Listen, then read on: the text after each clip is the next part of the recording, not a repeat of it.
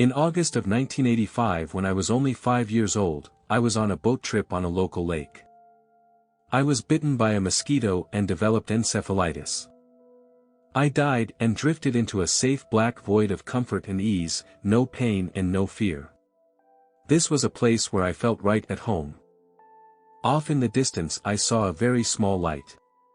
It was drawing me to it. I felt myself rushing towards this light with a great amount of speed. I was not frightened. When I came into the light, it represented peace and joy, but most of all a deep unconditional love. The light was a sparkling, glowing cloud. From inside I heard a voice in my head and I knew it was God. Since my parents never discussed God or took me to church, I really don't know how I knew, but I did. Furthermore, I felt like this was my real home, this place where I was with this beautiful light which was God. I felt surrounded by the light and was one with it. The feeling was like being scooped up and held by my daddy when a barking dog was biting me just a few months earlier, only more so. Another beautiful light, only smaller, joined us. It was a girl about 10 years old. She looked somewhat like me. I could tell she recognized me. We hugged and she said, "I am your sister." I was named after our grandmother, Willamette, who died 1 month before I was born. Our parents called me Willie for short. They were waiting to tell you about me later when you were ready.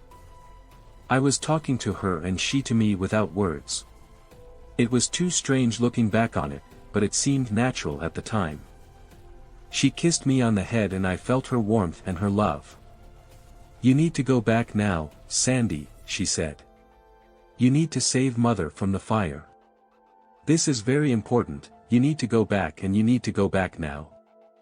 She said it with compassion and sweetness in her voice as she smiled at me tenderly. "No, I don't want to," I said, "let me stay here with you."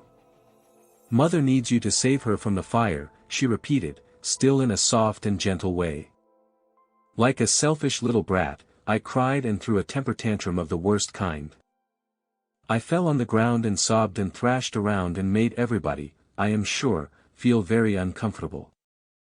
I was shown a type of a movie in which I saw my parents, who were back on Earth, sitting beside my hospital bed with great concern and fear in their eyes.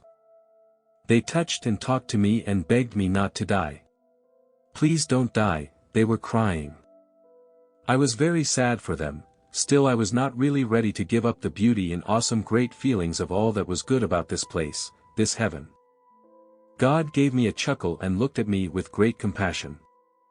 I couldn't really see his face, but I knew what he was thinking. He was chuckling at my childish antics. He then pointed a finger at another light that was forming in the distance. To my great shock, my dear friend and next-door neighbor, Glenn, formed and shouted in a loud voice, "Sandy, go home now." He said it with such authority that I immediately quit crying and was back in my body in an instant. I opened my eyes to see the joyful and relieved faces of my parents. I told them about my experience as soon as I could, which they at first called a dream. They told me that the day after I went into the hospital that our neighbor, Glenn, died from a sudden heart attack. He was a kindly old man who would always invite my brother and I and all the other kids in the neighborhood into his backyard to play with his 5 dogs. He loved kids and would give us food, gifts and treats. His wife would eventually get tired of us and tell us all to go home.